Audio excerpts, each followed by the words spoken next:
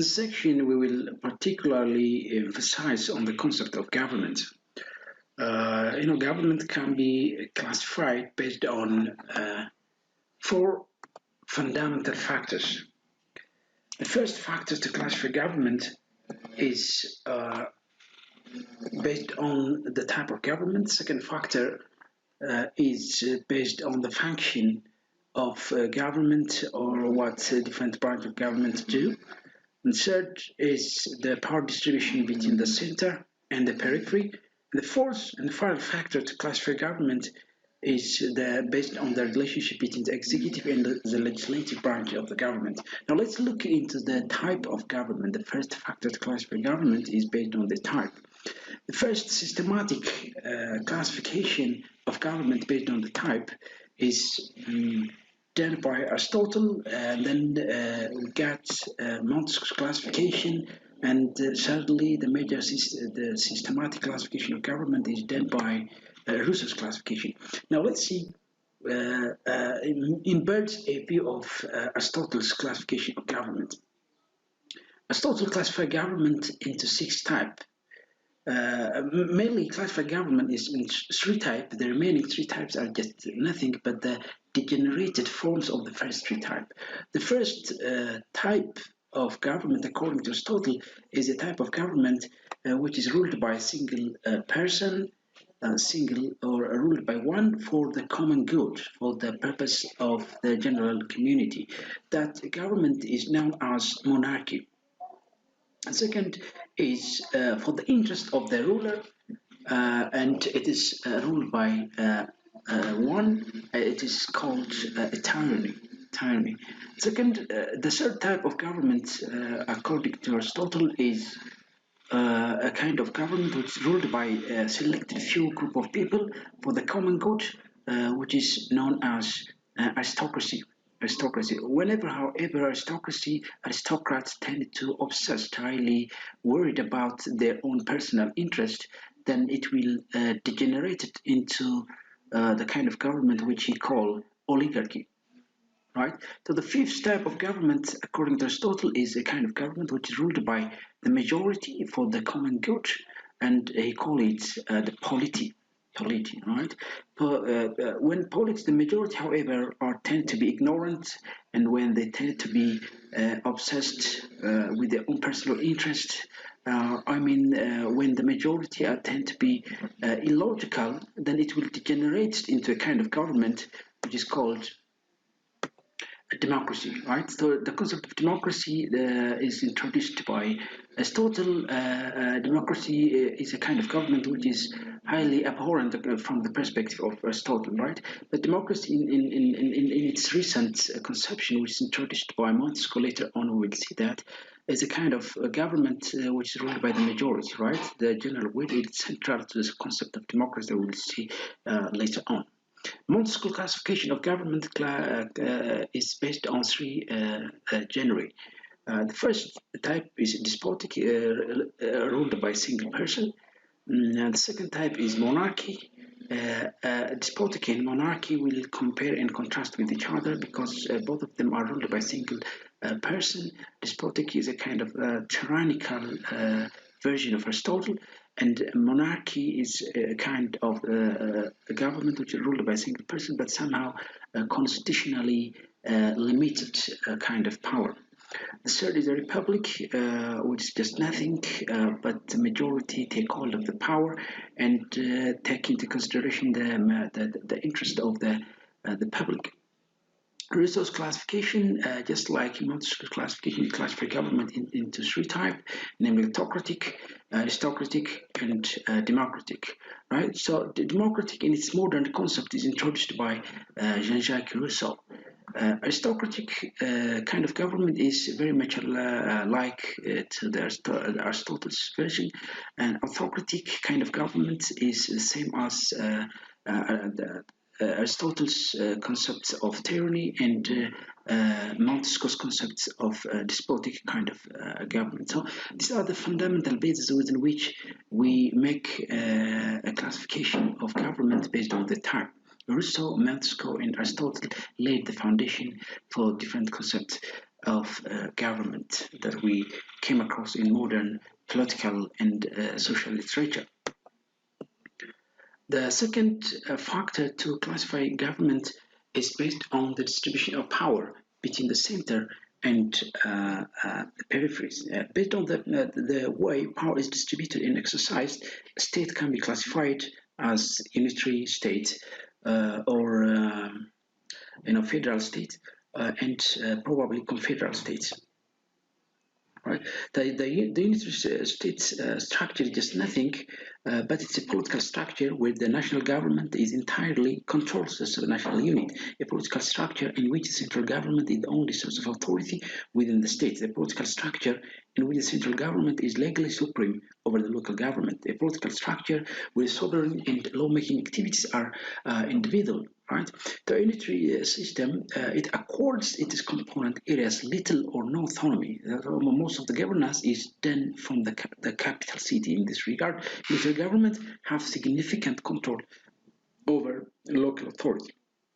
Local governments are agents of the central government, and therefore they are established for the purpose of implementing the laws and policies made by the central government. Let's explore some feature of the unitary state structure.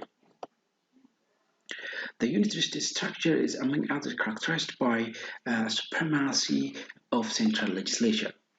Which means in unitary state structure, the central legislature or the parliament is absolutely supreme in making laws, where the local units are obliged to implement the laws, rules, regulations, and policies. The second major feature of the unitary state structure is the absence of subsidiary lawmaking sovereign.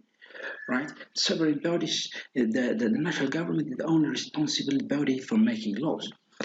Furthermore, the interstate structure is also characterized by local government can be created or abolished by central government. So the existence of local government is determined by the will and the interest of the central government.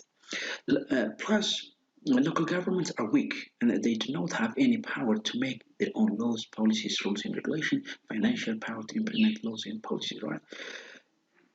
The rationale for opting unitary state structure is just nothing but the applicable homogeneous society, because the unitary state structure is applicable in homogeneous society. Society which has similar language, ethnicity, culture, history, etc. In such society, it is possible to have uniform laws, rules, regulation, and policies. So because it's also applicable in a small territory. If a country has a small and manageable territory, it's easy for the central government to control those peripheries. So the majority of the states in the world are unitary states. Most of the unitary states have common features that differ from one another in terms of the degree of centralization of power and authority. So based on their interaction with the local government, unitary states are classified into two categories. The first category is centralized or concentralized unitary state structure. It's characterized by the absence of devolution. Right? It's characterized by the absence of the transfer of power. Local government have no administrative power to make decisions on matters relating to socio-economic and political affairs. Or the local governments are highly regulated by the central government and are established for the purpose of implementing policy programs framed by the central government. Furthermore, it also the second type of unitary government is decentralized unitary state structure.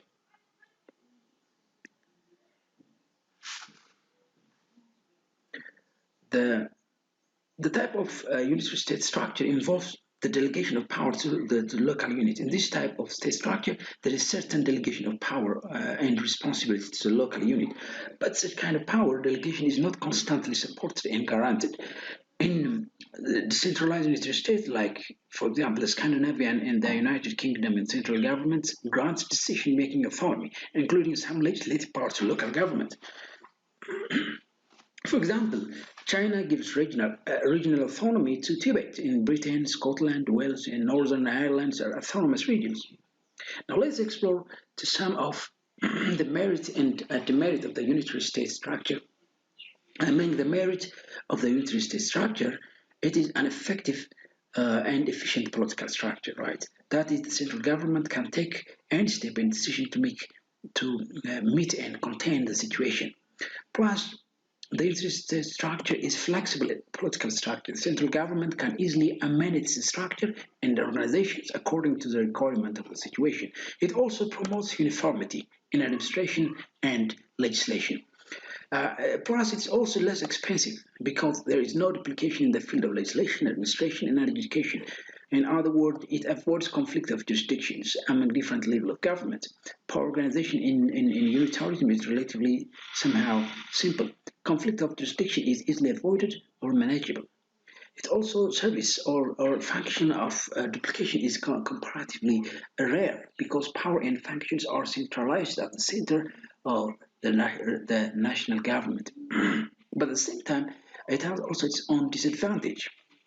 Namely, it is suitable for autocratic government because all powers are concentrated in the government. That's why it discourages the initiative of the local government because the system is characterized by kind of top-down approach in the process of administration. It may lack adequate knowledge of the local situations, right? Central government is also burdened with all activities there as at the national level as well as local level. So it's not suitable to apply in territorially large states. Now let's look into the second type of government classification based on the distribution of power between the center and the periphery. It's a federal state structures. Federalism is just nothing but it is a spatial or territorial division of power between the two or more levels of government in a given political system. A state in which two levels of government rule the same land and people, each level has at least one area of action in which it's autonomous, and there is constitutional guarantee of the autonomy of each government in its own sphere. Federalism is a political organization in which activities of the government are divided between regional government and central government in such a way that each kind of government has some activities on which it makes final decisions. Federalism can be achieved through two ways. The first is coming together federation, as you can see here, and the coming together federation is just nothing but a kind of federalism which appears when sovereign states decide to form a federation voluntarily due to various reasons such as security purpose, government efficiency, and so on. And the holding together federation mostly emerged after consensual parliamentary decision to maintain a unitary state by establishing a unit, a multi-ethnic federal system largely to avoid or to settle ethnic, regional, and other type of group conflict. There are many forms of federalism, but the bottom line is that fundamentally all involve self-rule and shared rule. And so the basic feature of federal state structure is just nothing but the existence of dual government, the absence of unilateral re-centralization of power and authority by the central government, an absence of unilateral amendment of the federal constitution or some of its provisions, and the supremacy of federal constitution and the supremacy of the federal government, which means just nothing but key activities or responsibilities of the federal government, military, defense, and foreign policy, military issues, declaring and lifting up state emergency are some of the key activities of the federal government, recognizing the power of regional states, etc. Right?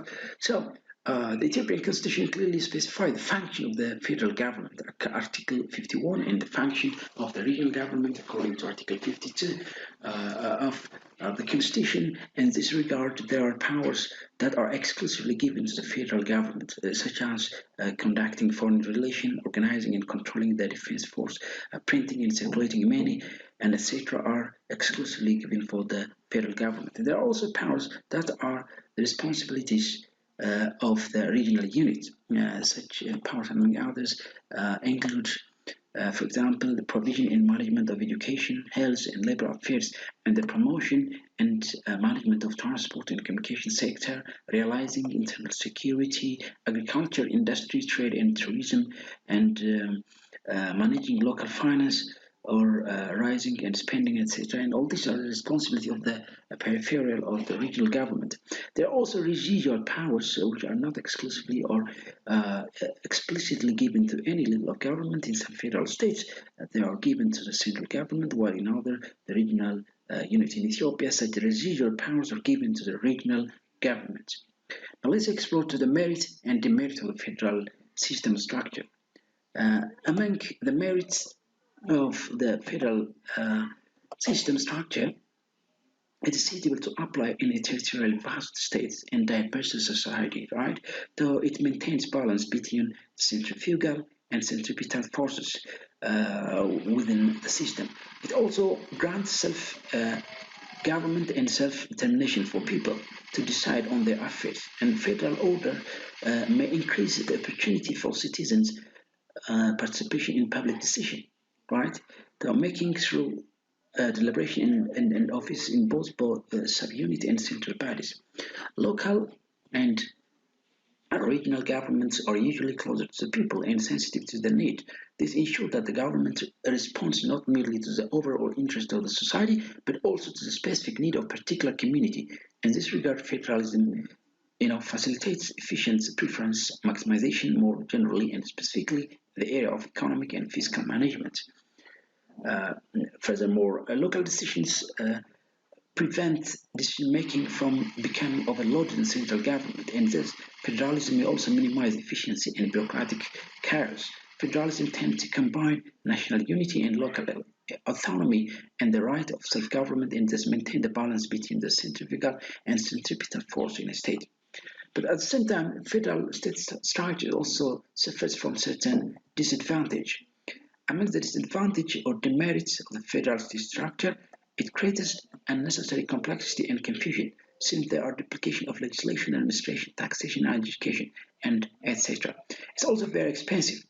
The division of power between central and federal government may lead to conflict of jurisdiction between the national and local officials, and thus a sort of no man land in which neither authority make decision can be easily created. The third type of government based on the distribution of power between the center and the periphery is called the confederal state structure. Confederations are just nothing. They are a voluntary association of independent states to achieve their common interest without affecting the internal affair of the member state. The confederation is established for the military and economic purpose, right? For example, the United States was a confederal state before it became a federal state. But at the same time, cooperation among the states to deal with significant issues is one of the idea of confederacy. That this is also known to be an alliance in which the government would symbolize the central action. The central government derives its authority from its province or state. For the confederacy to work, the confederate states should have an agreement on a particular issues. In order to understand the meaning of this topic, it's best to determine its pros and cons. Let's explore some of advantage and disadvantage of the confederal state structure. Among the merits of the confederacy structure, it is a strong unit or state. It ensures the strong unit or state. In other words, the confederacy is a united body of provisional unit or individual states, and accordingly, the peripheral units are considered stronger in comparison to the union. So, although they have coexistence, they maintain separate identities. So each region or province is referred to as equals, having a strong right in the formation of central authority. Plus, it also ensures a decentralized form of power. In contrast, the unitary government, the confederacy, has a state to act as the decision-making body. Thus, legislation and execution has been divided between the local and provincial governments. While it minimizes central growth, it should reduce the risk of becoming a tyranny or dominant union. Plus, it also ensures having a sense of sovereignty. Democratic states are known to be sovereign in principle. So, in a confederacy, the needs of the people are addressed better and they have the attention of the ruling body. Therefore, this form of government has been true to the notion of being the real sovereign in particular nations is only the citizens or the people. Plus, it ensures cooperative power, which means in this form of government, each state is a sovereign and independent unit of the federation. The agreement of this state should be able to make decisions a lot easier. Basically, the flow of power runs from its periphery towards the center. This simply rests on the principle of cooperation among its confederate states to address common concerns. But at the same time, confederation has also its disadvantage. Among the disadvantage, it leads to weak central government. Central government becomes a weak institution, and authority comes from the state. In fact, the member states should have the majority of the legislative authority. That it leaves the center to be helpless in making or enforcing laws. Plus, it also leads to financial crisis.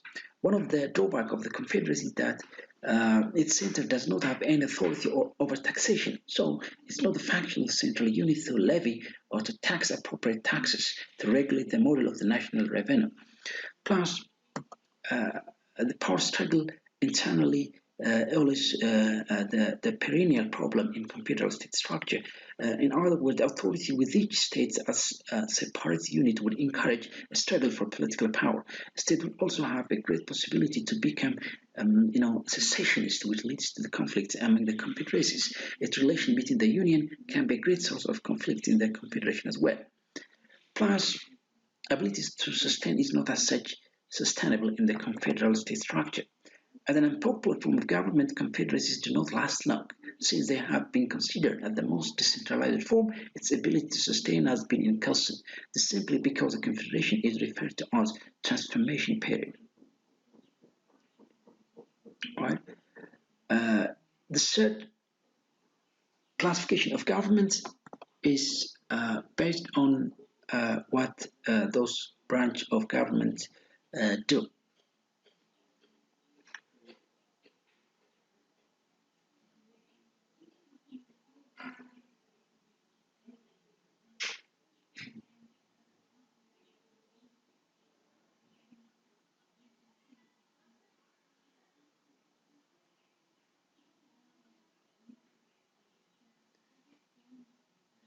Modern government constitutes three main branches to perform their function: the legislative, the executive, and the judiciary branch or organs. Each organ has its own power and responsibilities.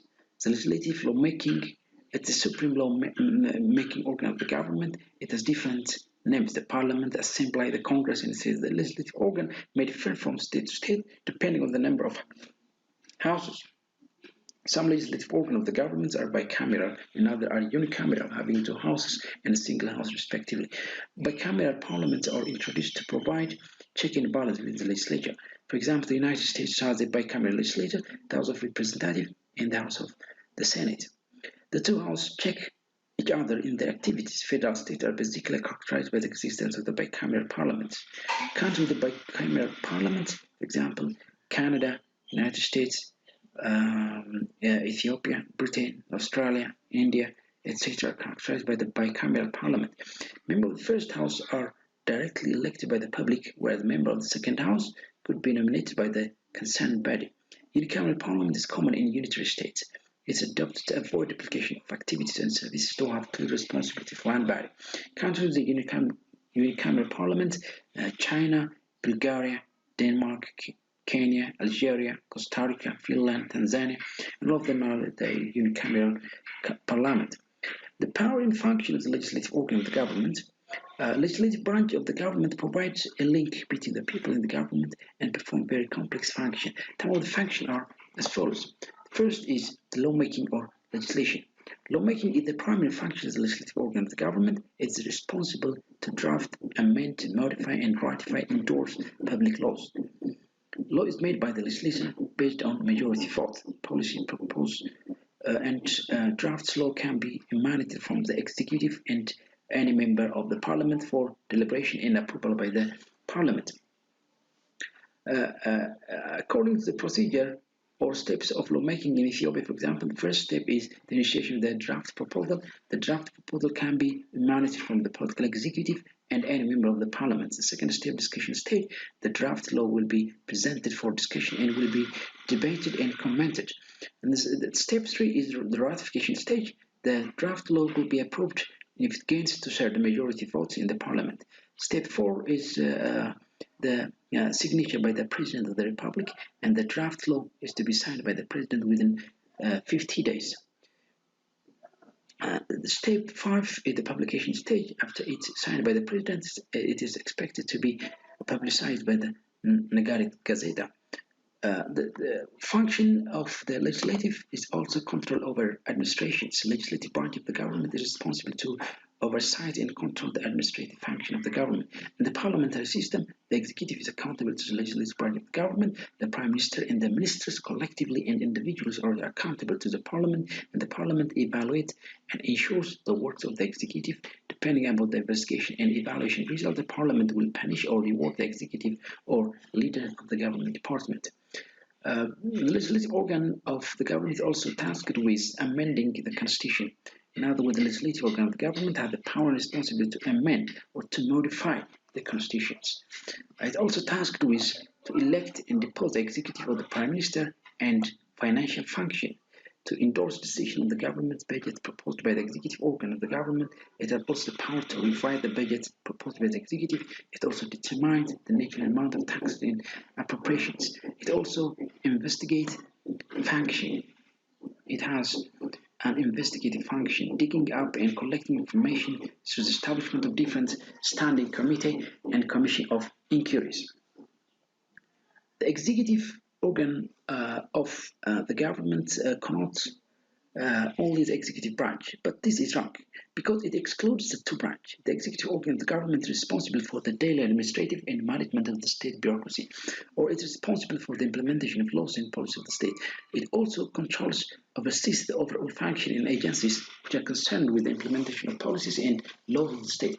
The executive organ of the government is a very complex organ that consists of the head of the state and the government's ministers and other enforcing bodies of the government. It's commonly divided into the chief executive that refer to an individual or group of individuals who are at the apex of the state of the political parties, and the executive, a broad term which refers to all officials and organizational machinery that is below the chief executive.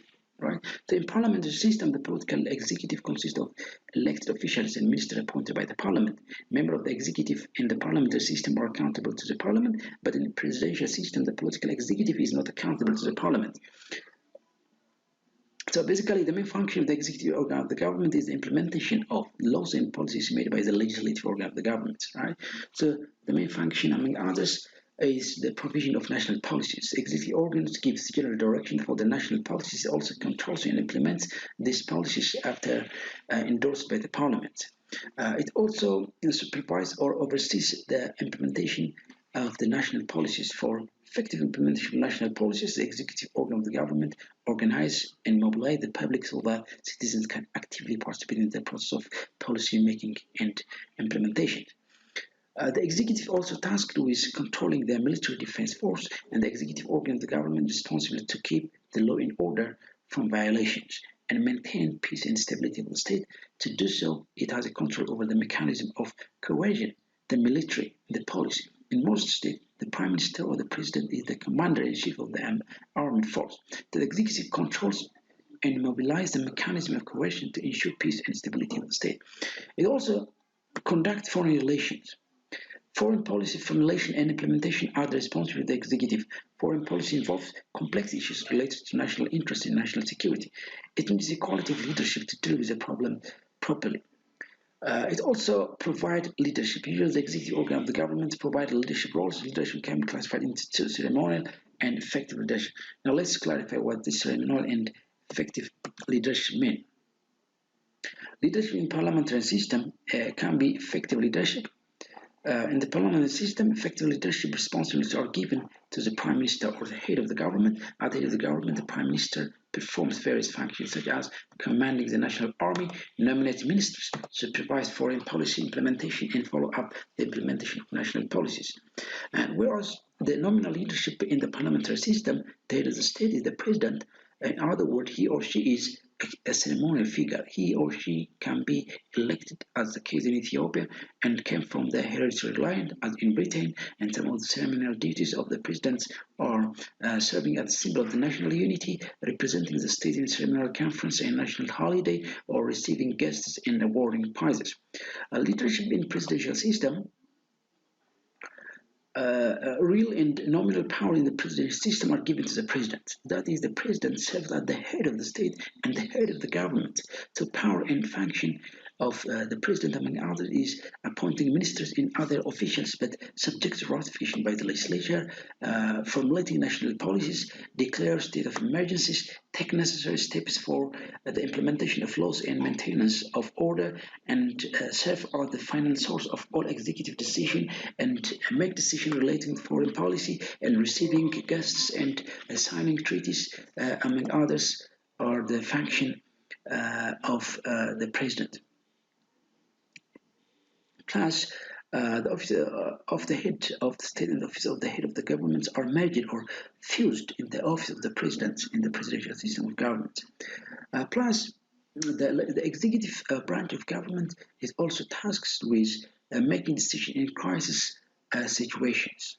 The power and responsibility to take decision in crisis situation is given to the executive organ of the government. It's expected to take swift and decisive action when the state faces with a crisis, either domestically or externally emanated problem. To do so, the executive organ of the government had the authority to declare a state of emergency when the country is faced with serious problems such as natural disaster, civil disorder, terrorist threat, communicable disease, etc.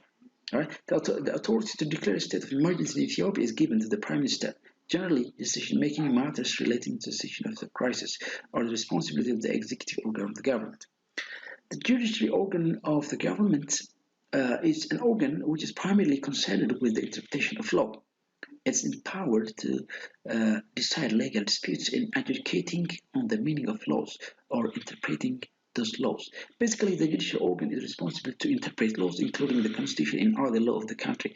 But the case of Ethiopia is different. In that the power and responsibility to interpret the constitution given to the House of Federation. The judiciary is expected to become free from any influence to perform its activities effectively. So the judges are also expected to become free from any influence and are to be accountable to their conscience in the law. So according to the Ethiopian Constitution, Article 79, Sub-Article 4, judges cannot be removed until their time of retirement, but they can be removed from their power when they violate disciplinary rules or gross incompetence and inefficiency, or when they are no longer perform their activities due to illness. The major power and function of the judicial branch of the government are adjudication and administers a justice court system, or courts here and decide cases such as civil, criminal, and constitutional disputes. They have also the responsibility to resolve disputes between or among citizens or among government organs, institutions, and etc. Formation of case laws is another task of the judiciary branch of the government. All laws are not made by the legislative organs, right? Sometimes the judiciary and even the executive organs also engage in formulating laws when the legislative delegates lawmaking power to these organs. Hence, case laws can be enacted by the judiciary organs of the government. Protection of the Constitution is also another task of the judiciary branch of the government. The judiciary is responsible to ensure that all laws within the country are formulated based on the Constitution. It ensures the conformity of all laws to the provision of the Constitution. Judicial review is the most important task of the judiciary, which is reviewing the acts and decisions of the legislative and executive organs, whether these acts and decisions have constitutional validity or not. If the action and decision are found to be valid or invalid and constitutional, this organ declares that action or decision are null and void. The fourth and final classification of government is based on the relationship between the legislative and executive branch of the government. The government can be parliamentary type of government or presidential type of government. A modern parliamentarianism was only created when the monarch lost effective power over the government.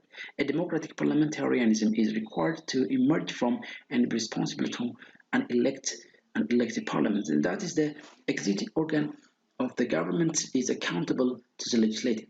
An organ of the government, for example, in Ethiopia, the Prime Minister and the Council of Ministers collectively and separately accountable to the House of People Representative. The democratic parliamentarianism requires universal suffrage. When the government or the executive loses confidence of the parliament, there is always the possibility of new election. Moreover, if a prime minister loses confidence in the parliament, he or she can be deposed by the parliament through the motion of the vote of no confidence. And in this regard, if a political party wishes to change its leader within a lifetime of parliament, then there are likely to be a means by which this can be accomplished. Now, this is not clearly the case in the presidential system, where president's impeachment is possible but generally requires evidence of wrongdoing rather than mere popularity or policy failure. Example, Margaret Thatcher was removed as a prime minister in 1990 by the British Conservative Party in the parliament because of the policy failure, although there was no suggestion of wrongdoing. So the role of political parties is crucial in parliamentary system. In other words, for a stable government to be possible, the executive or the government must be able to control the legislative or the parliament. If it cannot do so, then either the government changes or the parliament is dissolved and a new election will be held. Hence, the political parties have to act in a disciplined way in order to allow the system to work. They have to act as a key intermediaries between the ordinary voter and the government. In parliamentary system, the electorate vote for parties. In other words, the parties are represented in the legislature and the legislature selects the executive. If the electoral system is based on the proportional representation, there is a chance for the existence of several parties in the parliament. If no party has a majority seat, two or more parties will form a coalition government. In a pure parliamentary system, the prime minister is also a member of the legislative body, as is the rest of his or her cabinet, and there may be some provision for non-parliamentarian to join the cabinet, but this is relatively rare. Parliamentary system do rely mainly on strong and disciplined political parties as a means of connecting voters to the government. So in the parliamentary system, the head of the state, figurehead monarch or the weak president is a distinct office and different from the head of the government, right? So in this system, the prime minister is important figure. The prime minister is the chief executive and the commander-in-chief of the armed force. Hence, the prime minister holds the real executive power. Term of office for the prime minister is not fixed. It depends upon the will of the political party that holds political power or majority seats in the parliamentary system. Whereas presidential system of government are systems where the president is not just a figurehead, but also a functioning head of the government. The president's presidential democracy most clearly shows separation of power between the executive and the legislative branches of the government. In presidential system, the president is more or less directly elected by the people. So in the United States, for example, the electoral college mediates between the people in the actual election. So the president is vested with a considerable power and cannot easily be ousted by the legislative body. Plus, president in the presidential systems are not responsible to the legislature. The close connection between the legislative and the executive is broken. Presidents are elected on their own and chosen cabinet minister or department secretaries from outside the rank of the legislative body. Among the common features of the presidential system of government, there is a kind of separation of power, as we have already seen, and responsibilities among the branch of the government. The doctrine of separation of power implies the absence of overlapping power and authorities. Moreover, it refers to the idea that each government organ has its own responsibility that are to be performed without the interference of the others. It also implies the idea that no individual shall be a member of two or more organs of the government. Each organ of the government checks the activity of the other organs.